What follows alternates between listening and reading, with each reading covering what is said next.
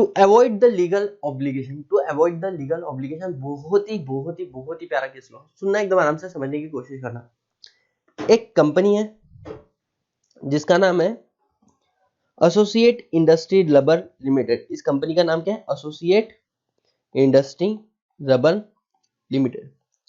अब सुनिए, associate industry rubber limited ने अपनी इन्वेस्टमेंट करके रखी थी किसी और कंपनी में इन्वेस्टमेंट करके रखी थी, और इसके वजह से इनको काफी ज्यादा क्या होता था? प्रॉफिट होता था, डिविडेंड के फॉर्म में, इंटरेस्ट के फॉर्म में काफी ज्यादा इनको इनकम मिलता था।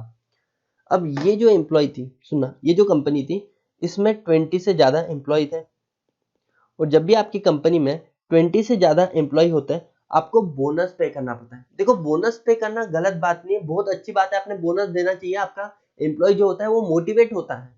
लेकिन बोनस तब देने में मजा आता है जब वो हमारी कंपनी को क्या हो रहा है? इनकम अर्न हो रही है एम्प्लॉय की वजह से। Are you clear with this? लेकिन कंपनी को जो इनकम अर्न हो रही थी वो एम्प्लॉय की वजह से नहीं हो रही थी, क्योंकि वो क्यों हो रही थी? क्योंकि उन्होंने इन्वेस्टमेंट करके रखी थी दूसरी कंपनी में, इसके वजह से उनको बहुत ज्यादा डिविडेंड मिल रहा था।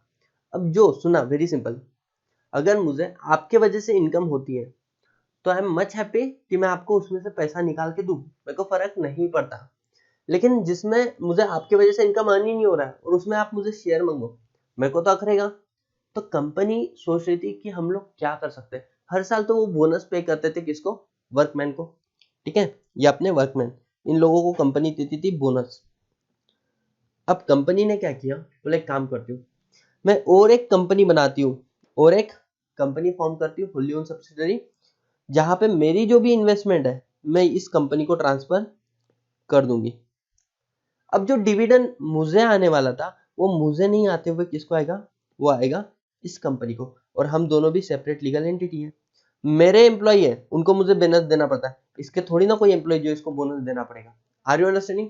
अब क्या होता है, जो कंपनी थी एसोसिएट इंडस्ट्री रबर लिमिटेड वाली, इन्होंने अपनी सारी इन्वेस्टमेंट को ट्रांसफर किया, अब डिविडेंड उसको आ रहा है।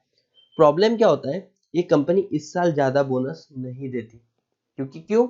इनकम ही कम हो गया ना, जो डिविडेंड का इनकम आ रहा था वो कम हो गया। ये जो वर्कमैन थे टेंशन में आ गए, बोले इस साल क्यों कम हो गया? फिर इनको पता चलता है जब ये स्टडी करते हैं कि अरे कंपनी को एक बड़ा अमाउंट आया हुआ है। वो क्यों आया था? क्योंकि कंपनी ने सारे के सारे डिविडेंड किसी थर्ड कंपनी को सेल कर दिए। जब उन्होंने देखा तो उनको पता चला, अच्छा तो हमारे को बोनस नहीं देने के लिए कंपनी ने और एक कंपनी में क्या कर दिया? अपनी इन्वेस्टमेंट को ट्रांसफर कर दिया। ये वर्कमैन जो थे ये चले गए कोर्ट में। कोर्ट का डिसीजन आता है, सुनना, रिकॉर्डेड क्लासेस अगर आप देखते हो तो इट माइट पॉसिबल कि वो इंटरेक्शन नहीं होता है जो लाइव क्लासेस में होता है। और यस, अगर लाइव क्लासेस किसी की करनी है तो आपको 40,000 50,000 रुपीज पे करना पड़ेगा। But at Unacademy, if you are using the code SDB10 just at a cost of rupees 20,000, बच्चों नॉट इवन 20,000, 18,900, आपको 24 मंथ का सब्सक्रिप्शन मिलेगा, जहां पर आपका फाउंडेशन प्लस इंटर कंप्लीट हो जाएगा। Yes, so go for it and crack it. A subsidiary company was formed merely for the purpose of reducing a liability of bonus payable under the bonus act. सिर्फ bonus act के अंदर जो आपकी liability आ रही थी उसको कम करने के लिए आपने सब्सिडियरी कंपनी बनाई। Although you are saying you both are different, लेकिन क्योंकि वो सब्सिडियरी आपने जस्ट एक लॉ की कंप्लायंस को तोड़ने के लिए बनाया है, विल बी ट्रीटेड, इसको ऐसा ट्रीट करेंगे आप दोनों भी क्या हो? एक ही हो। Are you clear with this? A subsidiary company was formed merely for the purpose of reducing the liability of the bonus payable under the bonus act, and therefore the profit earned by the subsidiary consider as a profit of the holding company। तो सुनना, इसका जो profit है वो ये वाला जो profit है ऐसा माना जाएगा ये प्रॉफिट इसी कंपनी का, और इनको फिर भी बोनस देना पड़ेगा। This is how. मतलब आप देख रहे हो सारे के सारे केसेस में क्या हो रहा है, दो लोगों के बीच में जो डिस्टिंक्ट सेपरेट लीगल एंटिटी का कंसेप्ट था उसको हटाया जा रहा है। पहली केस लॉ में देखना, सर दिनशॉ और इन कंपनी के सेपरेट लीगल एंटिटी को हटाया गया, बोले सब एक ही है।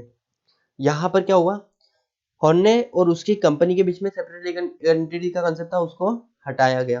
तीसरा क्या हुआ कि भाई साहब इन्होंने एक जर्मन कंपनी और इंग्लैंड की कंपनी थी, इनके बीच में सेपरेट लीगल एंटिटी थी, इसको हटाया गया, दोनों को एक ट्रीट किया गया। यहाँ पर क्या हुआ, आपने होली ओन सब्सिडी कंपनी बनाई, सेपरेट लीगल एंटिटी, उसको हटाया गया, अब दोनों को एक ट्रीट किया गया। मतलब आप देख रहे हो, दो लोगों को माना जाता है, तुम दो नहीं हो, तुम एक ही हो।